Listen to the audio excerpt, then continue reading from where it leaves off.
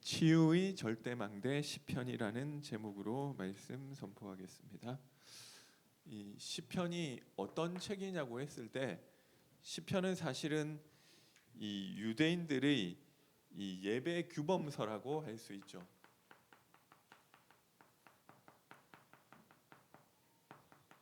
한마디로 말하면은 공예배 때 사용했던 찬송가를 모아놓은 그런 책이라고 할 수 있는 것입니다. 그리고 이 공예배 때만 사용해야 되는 것이 아니고 이 개인적인 경건 목적으로 그 시편을 읽어도 되는 거죠. 근데 그게 전부냐? 그게 잘못됐다는 게 아니라 시편 그 이야기하는 것이 그게 전부냐는 거예요. 근데 이렇게 놓고 보면은 조금 이해 안 되는 부분들이 있죠. 그러니까 시편 이렇게 우리가 하나님을 이 시편을 가지고 찬양하고 하나님을 높이고 이런 시라고 한다면은 좀 이제 밝은 내용들이 나와야 되는데 사실 시편 내용에 이 훨씬 더 많은 부분이 이 하나님께 버림받고 고통받고 핍박당하는 이런 어두운 내용들을 다루고 있다는 거죠. 그 왜 이렇게 이 저주가 오고 재앙이 오는 이런 부분에 대해서 시편을 얘기하고 있느냐? 이 그런 내용을 가지고 하나님을 찬양하는 찬송가로 어떻게 쓸 수 있느냐 하는 부분들이 있다는 거죠. 실제로 이 교회에서 공예배 쓰는 것 될 때는 이 어두운 내용의 시편들은 가끔 가다가 조금 나오기는 하지만 잘 사용하지 않고 막 하나님을 기쁘게 찬양하는 이런 구원을 찬양하고 하는 밝은 내용들만 주로 사용한다는 거죠. 근데 시편에는 실제 이거를 가지고 하나님을 찬양할 수 있을까? 뭔가 내가 삶에서 이 악인들에 의해서 압제를 당하지만 그래서 내가 방황하고 갈등하지만 그래도 나는 하나님 바라볼래요. 이 정도 이 시편을 가지고 하나님 우리가 즐겁게 하나님을 찬양할 수 있는 내용이 되느냐는 거죠. 그래서 그럼 근데 이 예배 규범서로 이 예배 때 쓰고 이 개인 경건에 이 사용하기 힘든 왜 이렇게 어두운 내용들이 많이 존재하느냐는 거죠. 그래서 시편은 그냥 단순히 하게 기쁘게 하나님을 찬양하고 하나님께서 우리를 구원하신 구원의 은혜를 높이고 그 찬양 이상의 더 깊은 내용을 담고 있지 않느냐 이렇게 하는 거죠. 그래서 시편에 이 재난과 환난과 핍박, 의인이 고통당하고 그래서 그 고통 중에 하나님께 부르짖고 거기에 대해서 하나님이 그 신원해 주시는 내용으로 구성된 내용들이 너무 많아요. 그리고 이 의인이 죽음의 문턱까지 가고 그리고 이 좌절 속에서 하나님께 부르짖고 그 가운데서 응답하시는 이 죽음까지 갔다가 다시 살아나오는 이런 모양들에 대한 묘사들이 너무 많다는 거죠. 그래서 대적들로부터 보호를 해달라는 내용들이 있고 그리고 이 원수를 멸해달라고 저주하는 내용들도 있고 이런 내용들이 있는데 이 하나님이 환난 가운데서 나를 돌아보시지 않느냐 이런 고백들이 너무 많다는 거죠. 사실 욥기와도 비슷하죠. 그래서 언약 백성이 이 시편 저자가 하나님께 부르짖고 하나님을 구하고 하나님을 찾는데도 불구하고 악인들이 형통하고 오히려 그 악인들은 계속해서 의인을 핍박하고 고난 주는 이런 상황들이 이 속에서 답이 없지만 그래도 나는 하나님 바라보겠습니다. 이런 내용들이 너무 많다는 거죠. 그럼 이런 시편은 우리가 무슨 내용이고 우리는 이런 시편을 어떻게 해석하고 어떻게 하나님을 이것으로 찬양하고 노래할 수 있느냐? 이런 것들을 생각해 볼 수가 있는 거죠. 그래서 이런 식의 해석은 사실 유대인들이 했었던 거예요. 내가 이 상황 속에 내가 나를 다윗에 대입해서 이게 나의 상황이고 이렇게. 근데 기독교인의 이 성경을 보는 것은 또 조금 달라지는 거죠. 시편이 어떻게 해서든지 이게 시편이 왜 150편으로 편집됐는지에 대해서 정확하게 몰라요. 이 찬양집을 모두 동시대에 쓰여진 것도 아니고요. 편집을 한 번을 한 것도 아니고 편집본도 되게 많아요. 어떤 시편은 160편 됐다가 뭐 140편 됐다가 뭐 여러 개가 막 바뀌는데 여러 사람이 쓴 거고 한 번에 편집된 것도 아닌데 뭐 이렇게 뭐 여러 차례 개정을 거쳐서 빠질 거는 빠지고 들어올 것은 들어와서 우리가 쥐고 있는 이 성경 속에 들어왔다는 거죠. 그러면 우리가 성경을 그러면은 이 시편을 볼 때는 이게 어쨌든 정경 안에 들어왔고 이 정경 편집 과정이 어떤 기준인지는 모르겠지만 정경에서 하나님이 우리에게 주시고자 하는 메시지는 복음이라는 거죠. 복음으로 결론 맺고 있는 이 정경 전체 안에서 이 결론을 가지고 이 시편을 사실은 다시 봐야 된다는 거죠. 그러면 이 사실은 이 시편의 내용은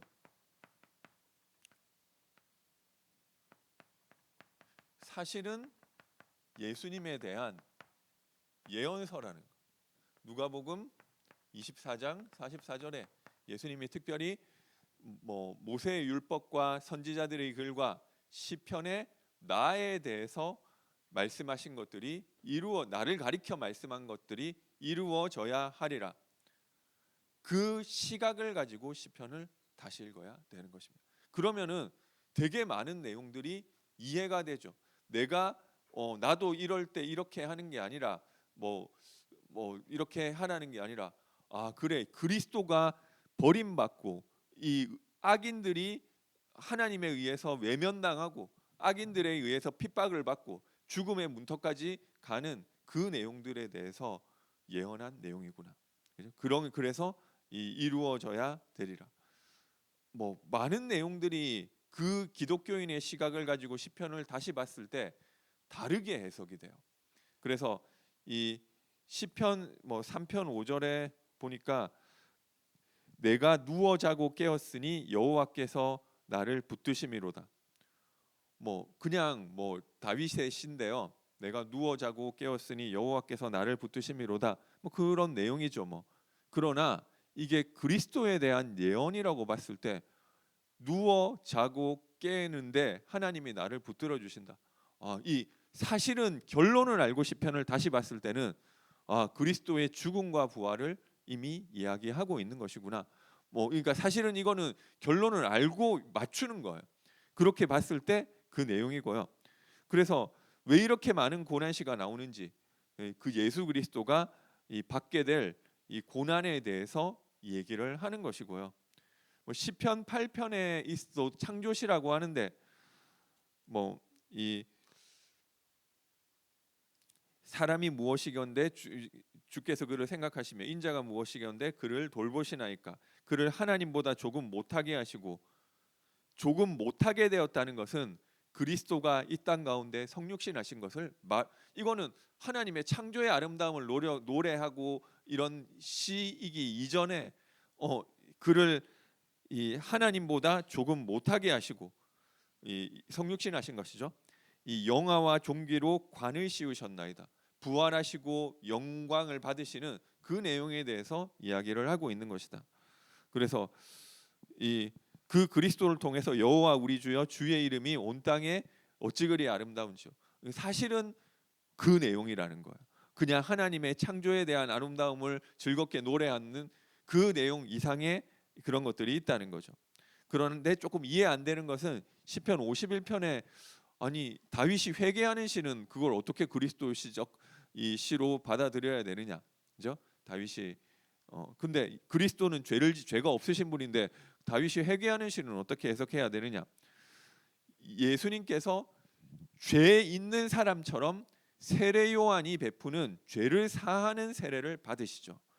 죄 없는 분이신데 그때 뭐라고 하느냐면 보라 세상 죄를 지고 가는 하나님의 어린 양이로다. 죄가 없으신 분이신데 하나님께 대신 회개하는 그것으로 성취되는 거죠.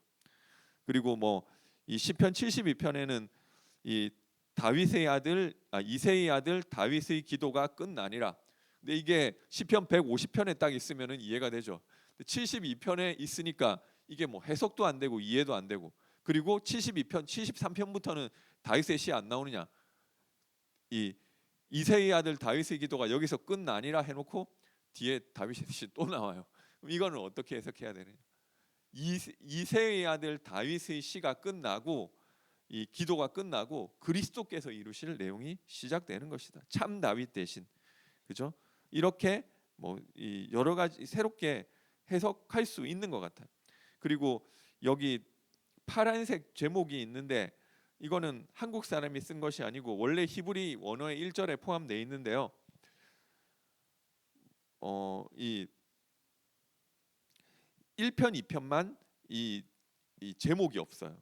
그러니까 최종 편집자가 1편, 10편, 1편, 2편은 다윗이 쓴 것은 아닌 것 같아요. 이 최종 편집자가 최종 편집을 하고 이 전체를 이해할 수 있도록 서론 역할을 하는 것으로 이 시편 1편, 2편을 일부러 이 앞에 위치시켜서 제시했다는 거죠. 그래서 이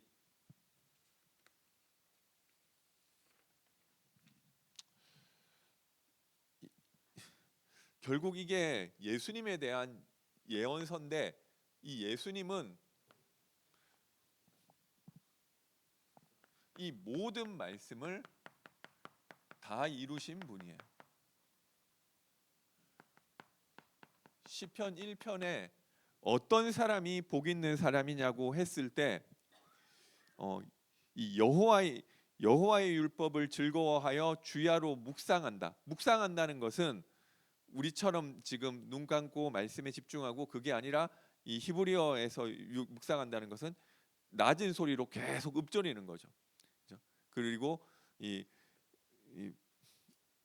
그 오만한 자의 자리에 악인들이 꾀를 따르지 아니하고 죄인들의 길에 서지 아니하고 오만한 자의 자리에 앉지 아니하고, 이 내용은 하나님과의 관계죠. 하나님의 말씀에 순종하는 그 말씀을 주야로 묵상하고 그 하나님께 순종하는 그 일을 해내는 그 사람이 복 있는 사람이다. 이것은 사실은 이 하나님의 형상으로 만드는 하나님의 형상으로 만들었고 하나님의 대리 통치권자였었던 아담이 누렸어야 됐지만 이루지 못하고 실패했던 내용. 하나님이 선악을 알게 하는 나무의 열매를 먹지 말라고 하는 그 말씀을 주야로 즐거워하고 주야로 묵상하는 그 내용을 하면서 하나님께 순종하는 아들이요 대리 통치권자의 모습이 되었어야 됐었지만 아담이 실패하죠. 그리고 아담뿐만 아니라 하나님이 새롭게 불러주신 이스라엘이 결국 악인들의 꾀를 따르고 이 죄인들의 길에 서고 오만한 자의 자리에 앉으면서 그 길에서 실패하게 되죠. 이 일을 해내는 그 사람이 바로 복 있는 사람이다. 뭐 물론 우리가 그렇게 돼야 된다는 해석은 다 틀린 거냐 하면 그런 건 아니지만 일단은 그 그리스도의 이야기와 연결되는 것입니다. 그리고 시편 2편에는 이 하나님과의 관계가를 다루고 있다면은 그 그리스도가 이 열국을 다스리는 이 왕으로서 원수를 깨뜨리고 그의 소유가 땅 끝까지 미치리로다. 그런데 이 왕은 아들이다. 그러니까 이 아담과 이스라엘이 실패했던 하나님과 함께하는 그 축복 속에서 온 땅을 다스리고 정복하는 그 사람은 바로 이 하나님의 아들이다. 너는 왕인데 이 열방을 다스리는 왕은 왕이지만 하나님의 아들이다. 너는 내 아들이라 내가 내게 구하라 내가 열방을 내게 유업으로 주리라. 이거는 사실은 시편 기자가 그리스도에 대한 예언을 가지고 썼냐? 아니요. 시편 기자는 그냥 자기가 생각하는 복 있는 사람을 쓴 거예요. 그리고 이 시편 2편은 사실은 다윗 계열의 왕에 대한 이런 이상적인 다윗과 그 후손에 대한 모습을 자기가 그려놓은 거예요. 그런데 그 왕이 이스라엘과 아담이 실패하는데, 그리고 이스라엘의 역사 가운데 실패하는데 그리스도를 통해 이스라엘 역사 가운데 진짜 소유가 땅 끝까지 미친 적 단 한 번도 없어요. 포로로 가고 뭐 멸망당했지. 이 말씀이 어디서 성취되느냐면 이 그리스도가 십자가에 죽으시고 부활하시고 하나님 보좌에 앉으심으로 그리스도를 이 땅의 모든 이 열방을 다스릴 뿐만 아니라 보좌에서 영적 세계까지 다스리시는 그 그리스도를 통해서 성취되신 거죠. 어디서 성취됐느냐? 요한복음 19장 30절. 그리스도께서 다 이루었다 하심으로 진짜 복 있는 사람, 진짜 열방을 다스리는 왕, 아담이 원래 받았어야 됐지만 아담이 실패했고 하나님이 이스라엘을 불러서 이것을 성취하기를 원하셨지만 이스라엘이 실패했던 그 응답이 그리스도 안에서 이루어진 줄 믿으시기 바랍니다. 그러면 그리스도께서 다 이루신 이야기인 거예요. 뭔가 이 시편의 이야기는 그리스도께서 이루실 이야기였고요. 오시기 전에는 그리스도가 오신 후에는 그리스도가 이루신 이야기로 성경 이거는 시편은 그리스도 책이라기보다는 뭐 그것과 떨어진 하나님을 찬양하는 찬양 모음집. 이게 그동안 사실은 몇백 년 동안 거의 2000년 가까이 몇천 년 동안 시편을 보는 눈이었어요. 그런데 이 말하자면 좀 신학이 발전하고 하니까 이거 모든 성경이 이걸 가지고 찾아낸 거예요. 시편이 이 성경 전체 이런 이 메타 내러티브가 있다. 그러니까 성경 전체를 관통하는 큰 이야기가 있고 모든 성경이 그것으로 연결된다는 게 예수님이 하신 말씀인데 그러면은 시편도 그냥 단순한 유대인이나 천주교인들이 읽는 그런 식의 읽는 것이 아니라 성경 전체에서 하나님이 이 그리스도 스토리 속에서 하시고자 하시는 내용들이 있지 않느냐라고 성경을 다시 보니까 다 그 이야기였었던 거 있잖아요. 이게 이래서 이런 내용들이 있었구나라는 것들이 그리스도 안에서 새롭게 이해가 되는 거죠. 그러면 다 이루신 이야기인데 중요한 것은 이 내가 중요한데요. 그러면 나는 어떤 사람이냐면 그리스도와 연합된 사람인 것입니다. 그래서 이 예수님을 그리스도로 영접하는 나에게 나를 하나님의 자녀가 되는 권세를 나에게 주신다고 했죠. 그리고 로마서 5장 18절 19절에 보니까요. 나는 이걸 그리스도가 말하자면 시편 1편 1편과 이 시편의 1편 2편을 대표해서 3편부터 150편까지를 그리스도가 성취해내고 이루어낸 것이지 내가 한 것은 아니라는 거죠. 그런데 이 로마서 5장 18절 19절에 보니까 그런즉 한 범죄로 많은 사람이 정죄에 이른 것 같이 한 의로운 행위로 말미암아 많은 사람이 의롭다 하심을 받아 생명에 이르렀느니라. 한 사람이 순종하지 아니함으로 많은 사람이 죄인이 된 것 같이 한 사람이 순종하심으로 많은 사람이 의인이 되리라. 그러니까 나는 아닌데 하나님 보시기에는 내가 그리스도를 영접하고 하나님 자녀 됐다는 이유로 한 사람이 순종함으로 나도 순종하고 의롭다고 쳐져버리는 거예요. 그렇죠? 그리스도가 이루셨는데 내가 이뤘다. 그리고 그 정도가 아니라 예수님 권세가 내 권세가 된 줄 믿으시기 바랍니다. 베드로전서 2장 9절에 보니까 오직 너희는 택하신 족속이요 왕 같은 제사장이요 왕 제사장이 들어가 있죠. 거룩한 나라요 그의 소유된 백성이니 이는 너희를 어두운 곳에서 인도하여 내 그의 기이한 빛에 들어가게 하시니 아름다운 덕을 선전하는 선지자로. 이 권세는 원래 그리스도께 있는 건데 너희가 왕 같은 제사장이고 너희가 그의 덕을 선전할 너희를 어두운 곳에 인도하여 그의 기이한 빛에 들어가시게 하시니의 덕을 선전하게 하는 그 사람으로 나를 부르신 줄 믿으시기 바랍니다. 그래서 그리스도께 있는 권세가 나의 권세. 아니 그리스도가 이걸 하나님 내가 이룬 걸로 쳐주시는 거예요. 내가 그리스도가 나와 함께 하심으로. 그래서 우리가 참된 치유는 다른 것이 아니라 오늘 23편 1절에 있는 대로 그리스도로 충분하고 완전하고 모든 것 되시는 것이 우리의 참된 치유인 줄 믿으시기 바랍니다. 그거밖에 없는 것 같아요. 이 사실 지혜서의 내용들은 막 이 사람이 욥기, 시편, 잠언, 전도서, 아가서 앞에 있는 역사서 내용하고는 또 좀 달라요. 다 갈등하는 내용. 욥도 갈등하고 아니 하나님이 살아계시면 어떻게 이럴 수가 있지? 욥이 갈등하는 내용이고 시편의 내용도 나에게 일어나는 문제가 하나님 말씀하고 다른 것 같은데 이 문제를 내가 어떻게 이해해야 되느냐. 그래서 이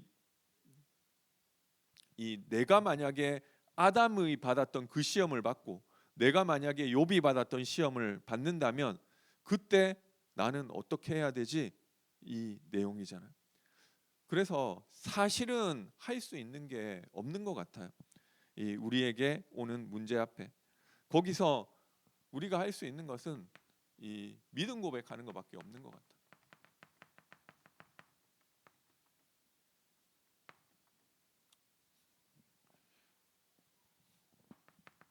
하나님은 나를 사랑하신다. 내 문제가 어떻게 됐는지 모르겠지만 하나님은 사랑의 하나님이시고 나에게 좋은 것 주신 것이다. 그리고 그리스도는 모든 문제 해결하셨다. 이게 기준인 거예요. 그리고 성령이 나와 함께 하셔서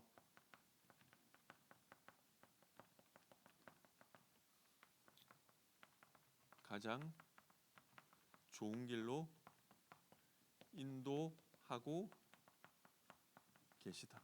그러니까 이게 문제가 아니고 나에게 어떤 일이 오든지 하나님 그리스도가 모든 문제 끝내시고 하나님이 나를 사랑하셔서 나에게 필요한 것 주신 것이고 좋은 것 주신 것이다.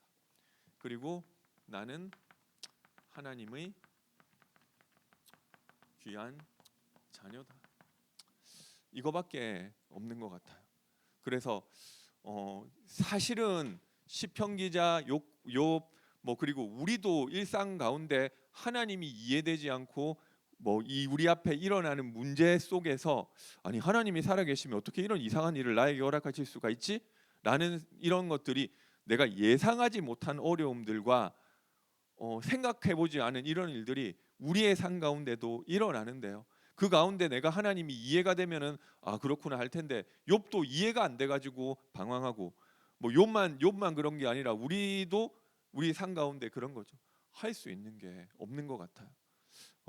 제가 좀 생각하지 않은 좀 일을 어떤 좀 만나가지고 좀 계속 좀 어려움 당했는데 요 며칠 요 몇 주 정도 그런데 할 수 있는 게 없어요. 하나님이 좋으신 하나님이시고 하나님께 감사합니다. 인간이 할 수 있는 것은 그 문제를 뭐 어떻게 하겠어요? 내가 제가 이 듣다 보니까 되게 많은 생각들이 나더라고요. 뭐 우리 교회 어떤 분이 뭐 이제 이사 가셔야 되는데 이 주인이 전세 그 자금을 빼줘야 되는데 딴 사람이 구해지면 그 돈 돌려주겠대요. 근데 이게 언제 구해줄지는 모르는 거예요. 그 제가 그 얘기 들으면서 우리 집도 전세인데 나한테는 그런 일이 안 생길까 그 생각했어요. 내가 우리 집 나갈 때 잘 나갈 수 있을까? 그리고 지연되는 거 정도면 또 그러려니 하는데 전세금 떼이는 경우도 있다는데 내가 그런 일을 당하면은 얼마나 힘들까? 그리고 뭐 지금 또 보니까 중국하고 대만하고 전쟁한다고 하는데 참 그러면 우리나라도 좋건 싫건 휩쓸리는 부분이 있거든요. 이 1대1로 중국 대만 전쟁하는 게 아니라 미국 개입하고 일본 개입하고 뭐 북한 개입하고 이게 어쩔 수 없이 그런 일이 나의 인생에 일어나지 않을 수 있을까? 그렇게 모든 것이 다 무너지는 그 상황에서는 나는 어떻게 그 문제를 대처해야 할까? 그리고 뭔가 내가 생각하지 못한 어려움이 왔을 때 어떻게 해야 할까? 다른 게 없어요. 하나님이 나를 사랑하셔서 그리스도가 모든 문제 해결하시고 지금 나에게 성령으로 인도하셔서 필요한 것은 주시고 필요 없는 것은 막아주시고 이 모든 것이 하나님이 나를 사랑하셔서 주시는 것이고 그렇기 때문에 나는 하나님께 감사하고 좋은 일이 생길 때 하나님께 감사하고 문제가 해결되고 내가 생각하기에 하나님이 이해되지 않는다 할지라도 하나님이 좋으신 하나님인 줄을 알고 감사하고 그죠? 그게 제일 좋은 거 하나님이 지금 나에게 주신 것이 제일 좋은 것임을 믿고 고백하고 그게 그 믿음 앞에 사단이 무릎 꿇게 되는 것이고 그것이 참된 치유인 줄 믿으시기 바랍니다. 그래서 이 끝까지 믿는 사람 그 하나님 믿고 사는 것밖에 없는 것 같아요. 내가 생각하기에 이상하다 할지라도 내 인생 나 잘 몰라요. 그리고 나는 이게 내 생각에는 분명히 이렇게 되는 것 같지만 그 내 생각이잖아. 내가 하나님만큼 똑똑한 거 아니잖아. 하나님이 나보다 훨씬 더 잘하시고 나에게 제일 좋은 거 주셔서 그래서 내가 이해 안 되고 이 상황이 힘들지만 하나님께 감사합니다. 그거밖에는 없는 것 같습니다. 내가 이해되지 않는 아무 억울한 누명을 쓰고 그 사울 왕에게 쫓기고 심지어 죽음의 위기를 넘기는 그 상황이라 할지라도 다른 것으로 행복한 것이 아니라 여호와가 나의 목자 되시기 때문에 복음으로 이 상황을 하나님이 아시고 허락하신 것이고 그 하나님은 좋으신 하나님이시라는 것 때문에 우리가 흔들리지 않는 것. 그리고 그 믿음 하나님이 인정해 주세요. 그렇죠? 이 히브리서 11장에도 이런 사람들은 세상이 감당하지 못하는 사람들이라. 네, 결론 말씀드리겠습니다. 그러다가 하나님 내 문제를 해결해 주시면은 감사한 거고 안 돼도 그거 가지고 하나님 바라보고 감사하면 되는 것입니다. 그래서 우리가 우리의 신앙을 계속 고백하게 되시기 바랍니다. 우리 예배 때마다 고백하시고요.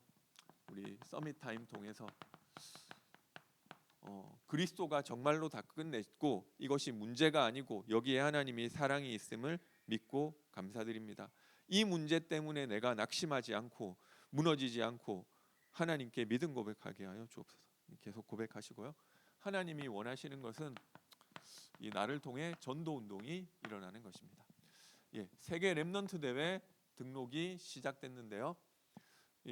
제가 6월 4일에 렘넌트 사역자 및 교사 강습회를 갔다 왔는데 지금 3일이나 더 지났죠.